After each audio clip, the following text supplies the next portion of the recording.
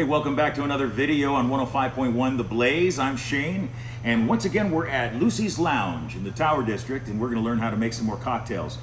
This one, you see these? These are flowers, and they're totally edible. If I wanted to, I could eat this. I'm not going to. But we're going to learn how to make the Hot Mama, and let's get that recipe and the how-to instructions from Sara Premivara at Lucy's Lounge.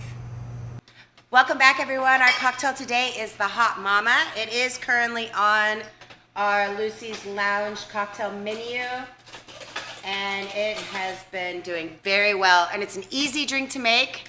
It's very tasty. If you like tamarindo, this is going to be right up your alley. So it's 2 ounces of Smirnoff tamarindo vodka, which is a little bit hard to get, but we've been fortunate enough to be able to get it.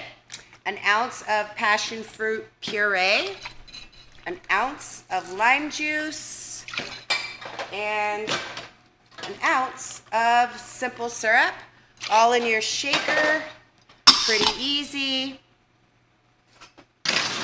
We're gonna add a little ice, and if you don't have a shaker, you can use anything, like a Tupperware container, anything that you can close and shake. You don't wanna get it all over the place. Give it a nice good shake, and remember when you're shaking your cocktail, that's really important, not just for chilling, but to add dilution to the drink. And then we're just going to pour it right here.